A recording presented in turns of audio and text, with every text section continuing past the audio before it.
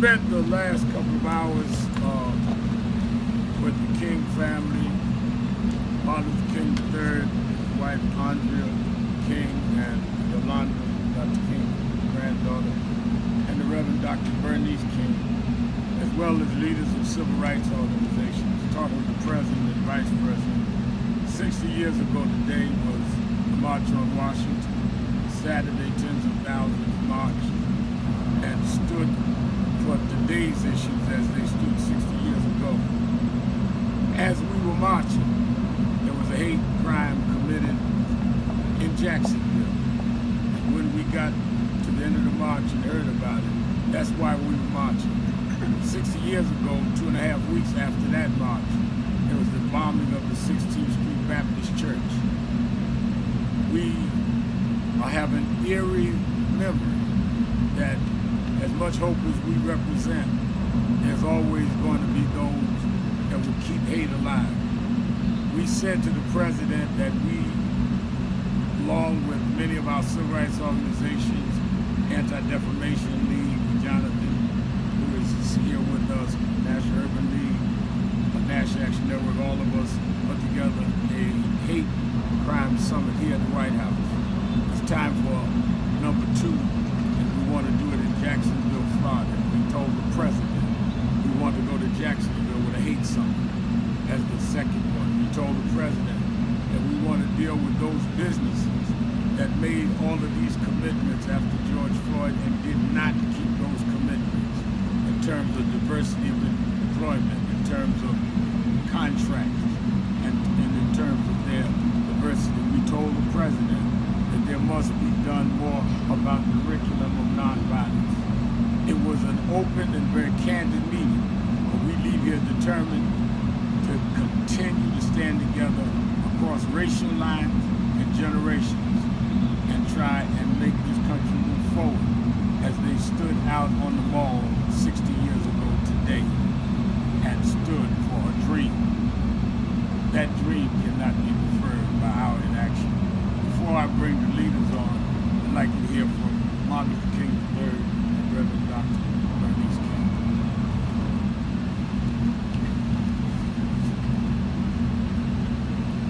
Today, 60 years after March on Washington for Jobs and Freedom, we're at a very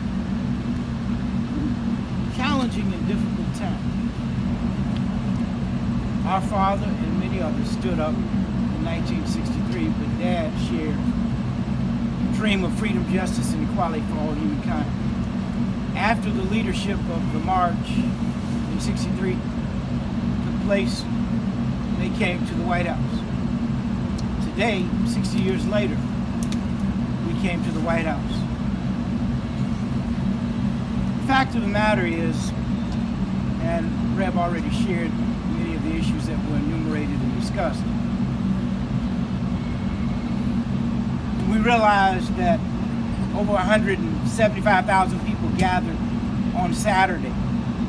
Dad used to say that every time there is progression, there's always the inevitable setback. In 63, it was 3 weeks almost. Tragically, 4 little girls lost their lives. 2023, 60 years later, the same day, we see this hate crime occur in Florida. Dad would say, darkness can never put out darkness, only light can do that. He also said that in life we must decide whether we will be thermometers or thermostats. And if you look at that analogy, thermometer is a great device, and all it does is records history. The thermostat regulates what happens in our lives. We must make a decision as to whether we're going to just record or help to regulate what happens in our nation, protecting and preserving democracy. My wife and I, Andrea, and our daughter, Yolanda Renee, along with my sister Bernice. This is a very difficult day for us in one sense. Because you would think that America would be much further than it is. What we know, though, is that Mom and Dad and others taught us that when people come together, change can occur. And we must change this trajectory. We will learn one day nonviolence, or we will face non-existence. None of us want to accept that. But that is a course that we could go on. But what I know is because of young people like Yolanda and others, as I visit with young people across the nation, the young people are willing to stand up. We will never give in. We will never give out. We will never give up. We must work to realize the dream. What can you say after that? I just want to say something that I reiterated in the meeting with the president. One of the things that my father said quite often is one of the tragedies still of human history is that the children of darkness are often more zealous and determined than the children of light. But I am hopeful because amongst this group and so many others, including those of the next generation, there's a force of vigilance that is determined to ensure that we create a just, humane, equitable, and peaceful world. And we are not going to tolerate hate. We're not going to tolerate violence. We're not going to tolerate poverty, which is an issue that we're still yet to deal with in this country. The racial wealth gap is as large, if not larger, than it was when my father called for the Poor People's Campaign in 1967. My father talked about a living wage. And back then in 63's March, they demanded a minimum wage of $2 that today is somewhere in the range of about a $19. So we are behind talking about a minimum wage. It's time to call for a livable wage. And so, as Martin said, this will not be done unless we learn to lay aside whatever divides us and work together to fight against those forces that are trying to destroy us as humanity. And we especially need to double up and prepare ourselves to fight against what I think is an even greater threat to humanity, which is AI. Daddy warned us of that danger. When he told us where do we go from here, that if we don't allow our ethical and our moral progression to keep pace with our technological and scientific advancement, we could very well see ourselves destroy ourselves in the misuse of our own instruments. Let's not let that happen. Let us rise up as one force to fight against everything that would seek to destroy us as humanity. And I think that's what was happening today in this meeting, to say to the president, thank you for the work that you and your administration are doing. And we are committed to continuing to undergird that work and continue to move this nation forward in a positive direction.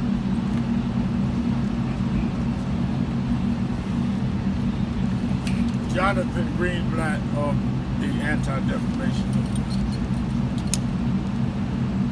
This is a humbling experience to stand here alongside Martin, Santa Andrea, Bernice, Yolanda, and all the other leaders here, because and all of us, if you will, stand on the shoulders of giants. Those giants were Dr. King, Whitney Young, Roy Wilkins, Dorothy Height, Bayard Rustin, and Ben Epstein, the head of the ADL, who was there 60 years ago to today. And so I, as the CEO of ADL, feel that weight. But I also feel that weight because, I think it was Andrea who said it, this is not a commemoration, this is a continuation. And that hate crime in Jacksonville, believe me, there is a straight line from Charleston, South Carolina, and Mother Emanuel Church, to Charlottesville, Virginia, to the Tree of Life Congregation in Pittsburgh, to El Paso, Texas, to Colleyville, Texas, and now here to Jacksonville, Florida. And that straight line is the evil of white nationalism and the toxic damage that hate can do. So for me, this attack in Jacksonville, that wasn't just an attack on black Americans, it was an attack on American Jews.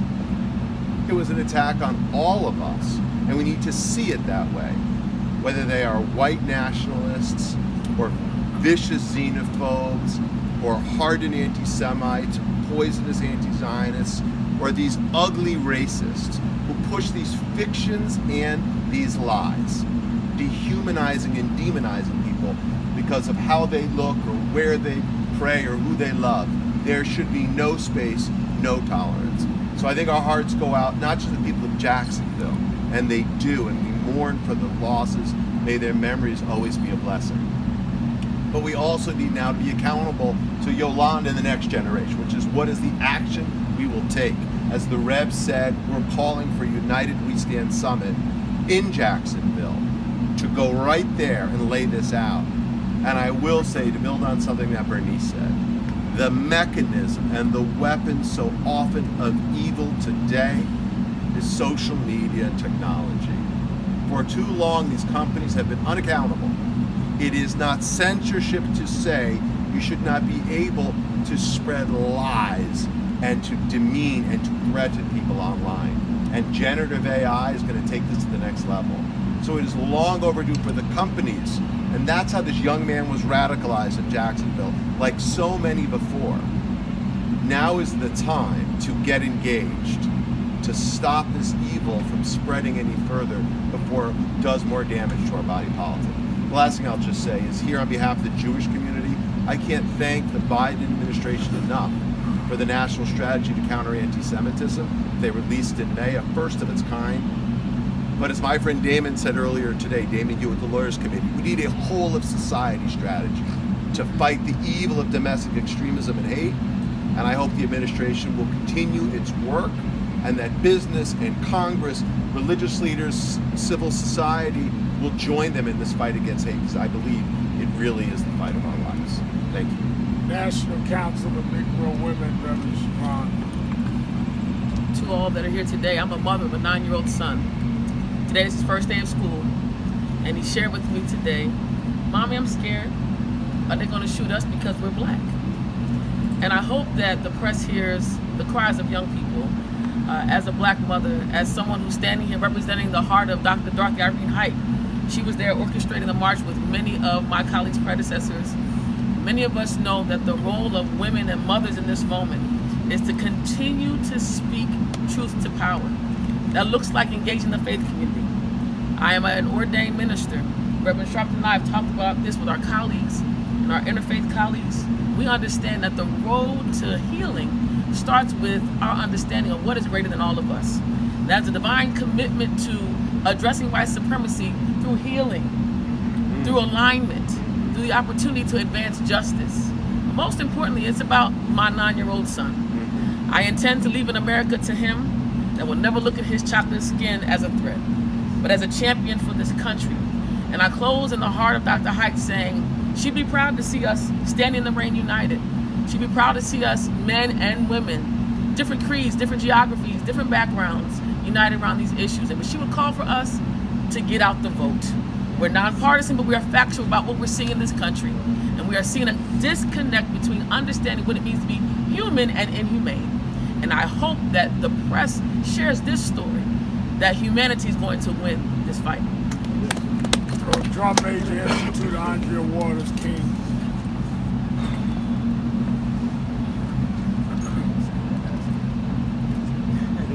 It certainly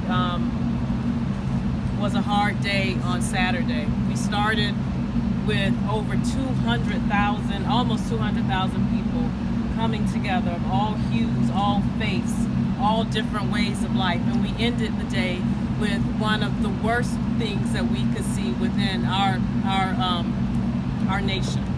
And one of the things that we talk about in our home, and we're talking to our daughter about, is the story of the grandmother and the 2 wolves. And and it's the story of a little girl coming to her grandmother and saying, "Grandmother, there are 2 wolves in me. One is full of love and peace and justice, and the other is full of intolerance and hate. And there's a battle inside, and I'm not sure which wolf will win. What do I do?" And the grandmother said to her granddaughter, which one will win, and the grandmother said, the wolf that you feed. It's time for America to decide which wolf are we going to feed. Are we going to feed the wolf of Martin Luther King Jr. and Coretta Scott King, the wolf of love, the wolf of justice, of peace and equality, or are we going to go the way of hate, of racism and bigotry and intolerance? And so we're at a dividing point in our nation and world, but we standing together, we already have the answer. When Dr. King talked about the moral arc of the universe being long but bending towards justice, these are some of the benders towards that justice, but it takes each and every American to decide within their heart and soul what way are they going to bend towards justice. Thank you very much. President of the National Urban League, Mark Morial. Thank you, Reverend Sharpton. I just want to add a few things. Being on the mall on Saturday and encountering people who were marching and at a rally for the first time in their lives, and asking them, each of them to a person, and I think I asked 50 to 75 people, why are you here and why do you march? What was profound is the sense of threat that they feel in 2023 to the progress we've made and the threat from absolute hatred, white nationalism, and supremacy. And I was struck because for me, I had an opportunity to be at the 50th anniversary march, at the 40th anniversary march, and as a law student at the 20th anniversary march. And there was a different feeling this time. Each and every one of the prior celebratory marches, there was a sense of hope and a sense of optimism that was flowing. In this one, there was a sense of a threat to American democracy, to the progress of the last 60 years, and to the very notion that people are not safe in their schools, in their communities, at grocery stores, at barbershops, and in their daily lives due to hate-filled violence. So we have come not pessimistic, because hate and love are both four-letter words. We come with the confidence and the inspiration that we represent millions and millions of Americans from walks of life, genders, creed, colors, and religion who are united to fight back and united to build an America and to build a future where democracy wins over autocracy. Let me say that again. Democracy wins over autocracy, and where a sense of tolerance and respect wins over hate and division. The president was introspective and prospective in his comments today. And I got the sense he clearly understands the issues that face this country. So we're united with this president and with this administration, not simply in a fight for public policy, but a fight for the future of America.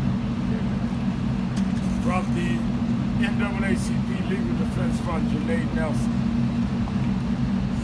Good afternoon. We send our deepest condolences to the community of Jacksonville and to every community that has been affected by white nationalism.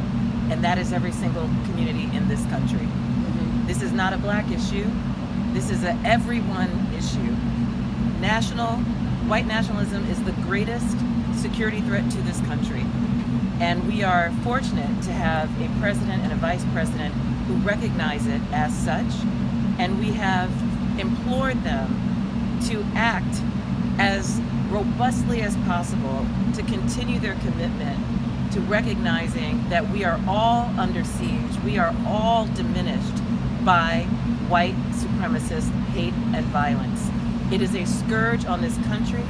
It is a threat to our democracy, and it potentially can ruin the future of this country for generations to come. And so we ask that every person who has the ability to vote, to organize, to rally, to protest, do so. Because this is, as we've all said many times, an inflection point. This is a moment of truth. This is a moment where we are at the crossroads and have an opportunity to move forward, to continue the progress, to invoke radical transformative change that is inclusive, that is based in equity and fairness, and that recognizes our diversity as its strength. Or we can be pulled backwards to a history that so many of us have fought to distance ourselves from. And we are the majority, and we can do this if we are activated and energized and organized.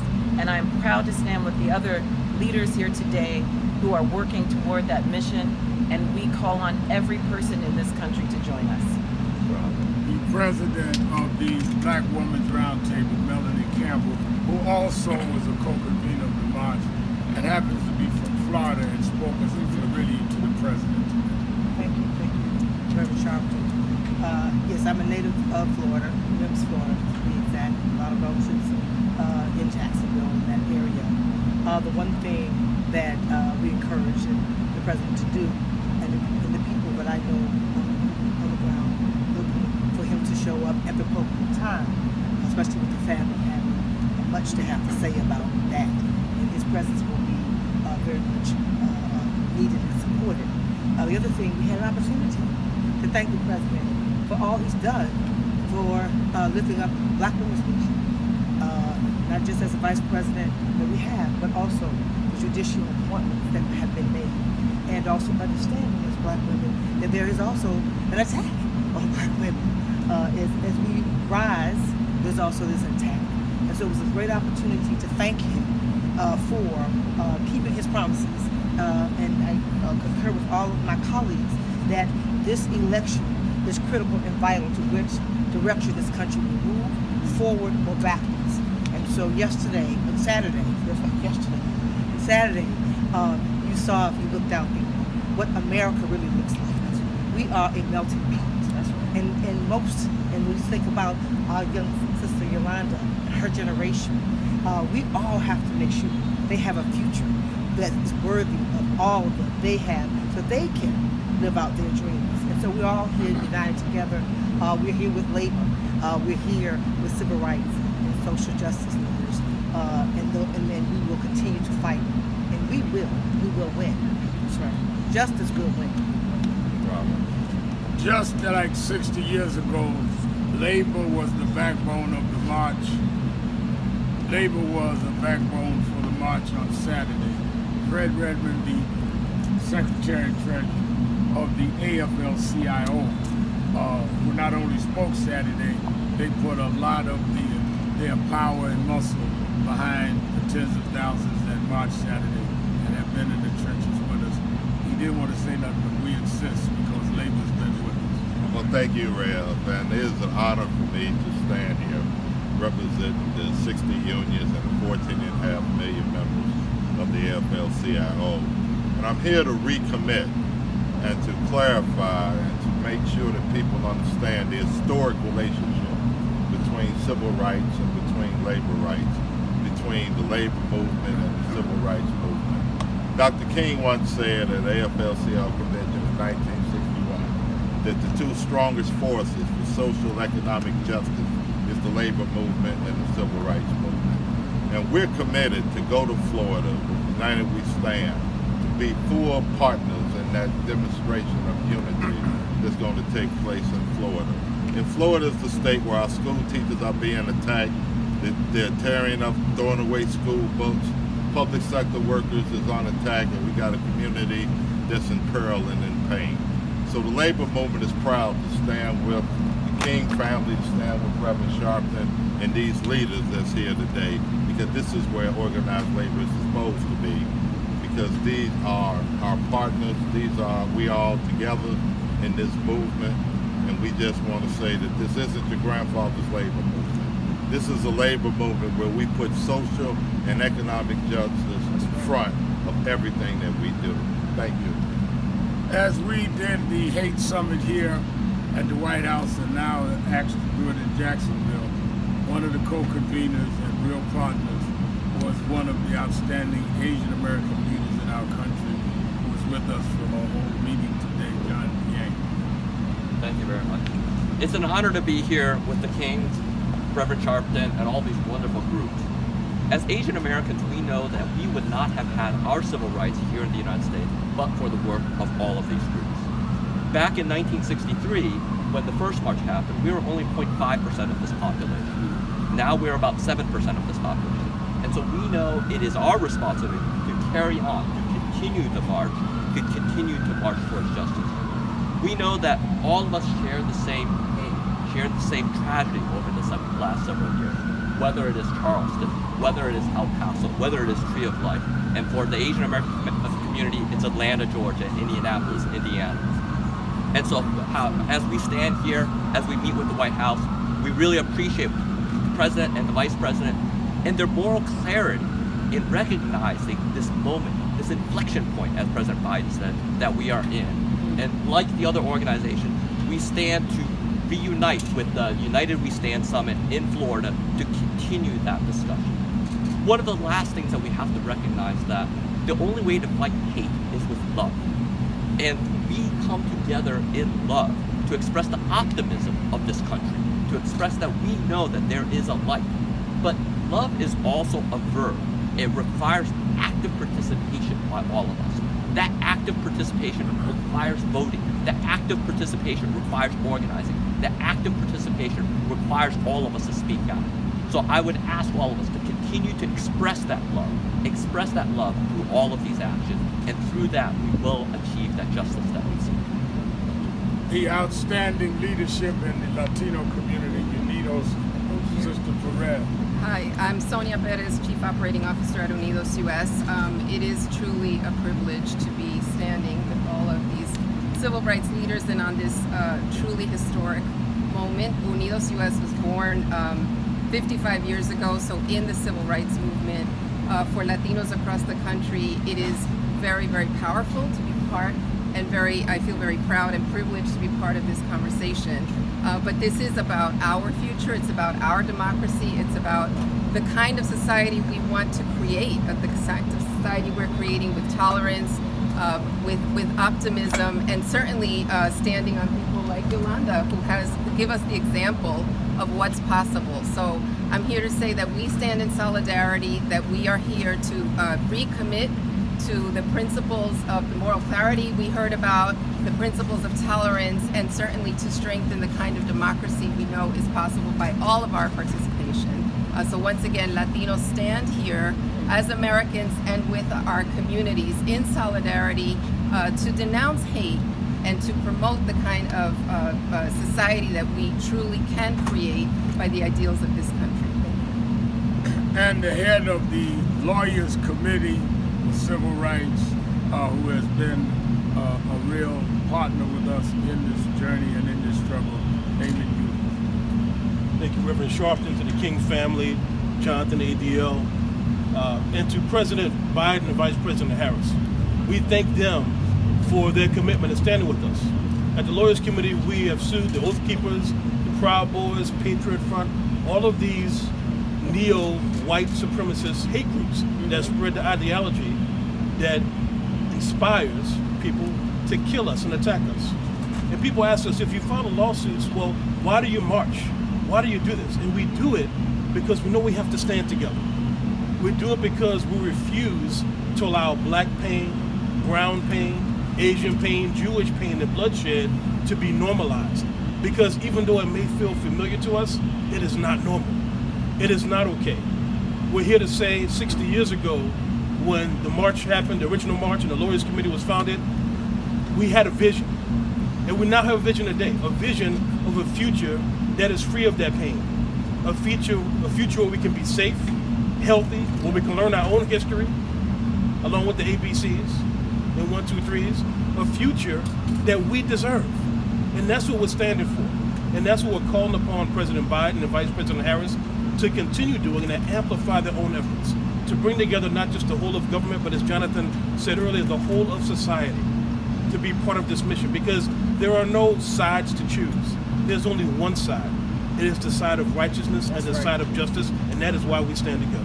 Thank you. Amen. Before we take your questions, let me just say, 60 years ago, in his speech, Dr. King talked about his 4 little children, and 2 of them were with us today. 1 is deceased. The progress that we made in 60 years is 60 years later. His granddaughter was escorted around the Oval Office by the President of the United States, where he told her stories about his mother. The progress we have not made is that same granddaughter helped lead a march on Saturday while another hate crime was going. That's right. This was going on in Jacksonville, Florida. The story of Yolanda Renee King is the measure of America, how far we've come, but how far we've yet to go. Any questions? Reverend Al, I know you would have the first one. thank you, sir. You just said that you asked the White House if you told them that you wanted to have another hate summit, this time in Jacksonville. Will it be under the umbrella of the White House, and will the President and Vice President be there as well as they were here?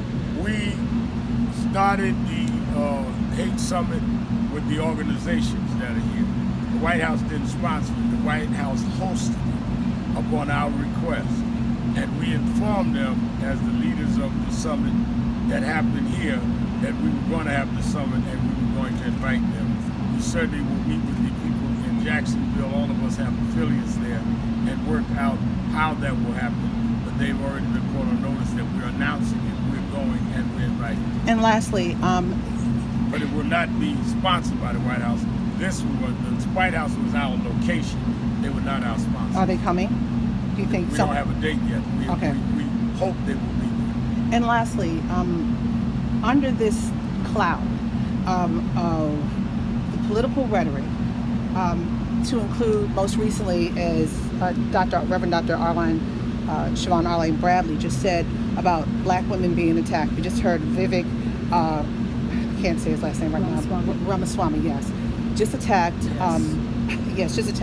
Ayanna Pressley, Congresswoman Ayanna Pressley. And then also hearing from the ADL, one of the lawyers from the ADL, he said to me in one of the stories I did, he said, when you start erasing or not telling the history of a people, that's genocide. What do you say in this moment, and how do you attack these politicians that are doing just that are trying to target black women and committing genocide, if you will? Well, we attack them by voting them out of office.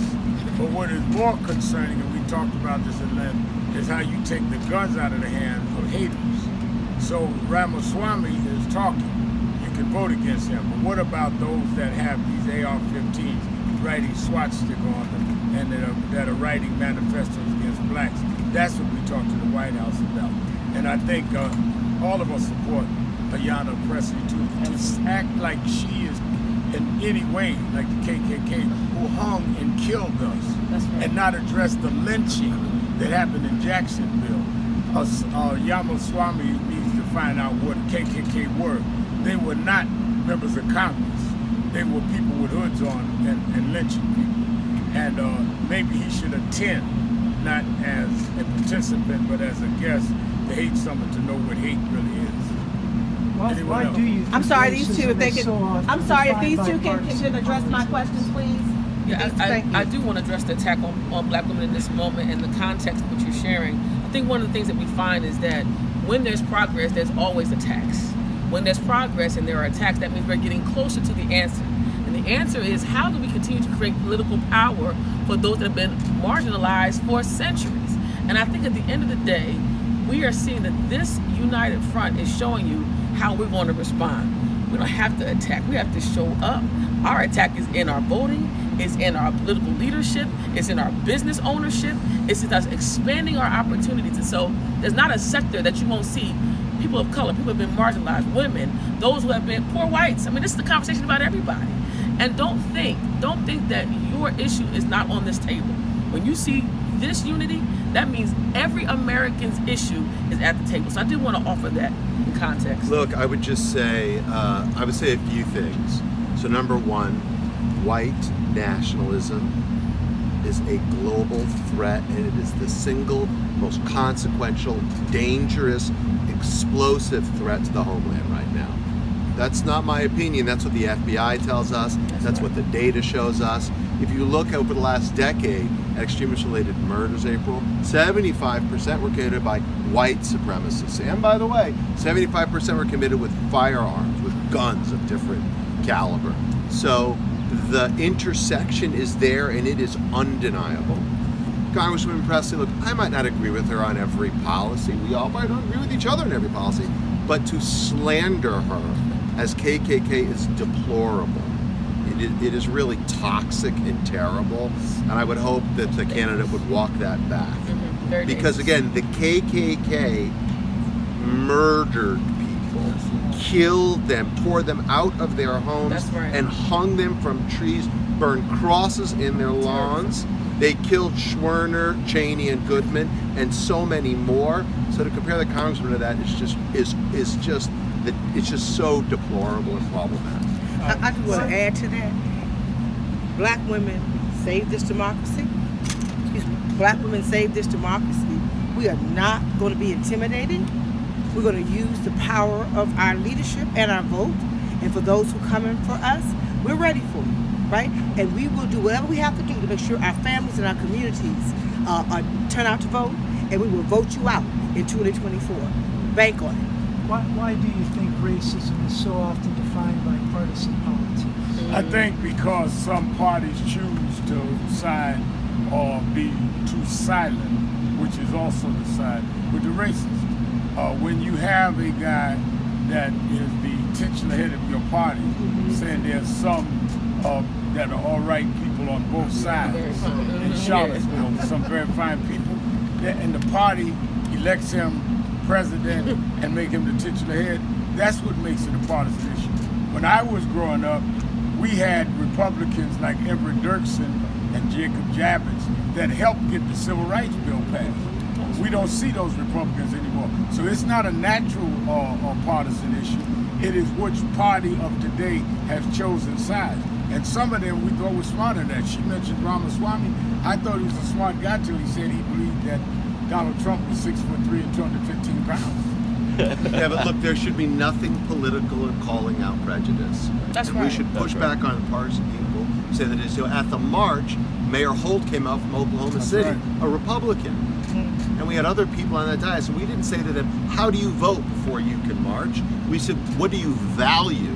And that's what we said. And that's how it needs to get. Is there a danger in aligning too closely, though, with one political party? Does that somehow hurt your unification agenda? The danger is being with one party against the other if it violates your principles. But it's more dangerous not to be with those who would do and say the things that need to be said and done. So we're not here because President Biden is a Democrat. Many of us were here when George Bush was in. That's right. And I marched on George Bush about Katrina, but I worked with him on education, and so many of us was here. What we have not been able to do is find anyone in the MAGA movement that will stand up. Not the Republican Party. There are some Republicans that will stand with us, some Democrats. The MAGAs, we've not been able to find. What do you say to Americans that are very discouraged about what is going on right now? Americans must not be discouraged. If you're discouraged, you're feeding into those that want to see you discouraged and apathetic. And we've seen this movie before. We've seen this before. We've won before. We're going to take two more because we got plans. One more. And it also, as has been said, this is nothing. I mean, I can't. Think about what my father and his team had to go through. It didn't happen until it happened. It was darkest before dawn. So we're at a moment where it is so dark, but we've seen this before. And then it goes back even further than that. Those who are our ancestors, how did they make it through? They somehow kept going. They didn't give up. They didn't give out. They didn't give in. And we come with that same energy. You mentioned one, two, you and your family, could you just reflect personally on what it's like to be at the White House. You've been here many times, but there are iconic moments when your father and mother were here at pivotal times. Does it, being here, give you a sense of closeness to them? Absolutely. I mean, I feel like we're continuing in the tradition of my parents because Dad met with President Eisenhower and Vice President Nixon. In fact, I went to Ghana on an independence with Vice President Nixon. Well, actually, was there at the same time because Nixon led the delegation. Met with President Kennedy, Vice President Johnson, met with President Johnson and Vice President Humphrey. So every administration, whomever it is, when we're standing up for justice and truth and righteousness, you got to be talking to people. And whether or not they do what they're supposed to do is a different discussion because voters have to hold elected officials accountable. And the most important thing that I think has been said, and I'll say it this way, Dad used to say a voteless people is a powerless people. And one of the most important steps that we can take is that short step to the ballot box. That's been with every election. We keep saying elections are consequential. This election, even elections that are taking place in 2023, they're important. Next year, for the presidential election, it could be one of the most consequential elections in the history of our country. Question on criminal justice issues. The George Floyd executive order is supposed to be a starting point, supposed to be legislation to come after that. Any sense of progress on that? What did the president say when you brought that up today? I brought it up today, and part of what has to happen is you have to get the majority of the Senate and the Congress. We intended, as we did Saturday, to keep bringing it up. The executive order from the president around George Floyd was a good first step. Let's remember, the Emancipation Proclamation was only an executive order. That's why they kept fighting till they got the 13th Amendment, and they didn't have the Lawyers Committee or LDF then. So we've got more power with LDF and the Lawyers Committee.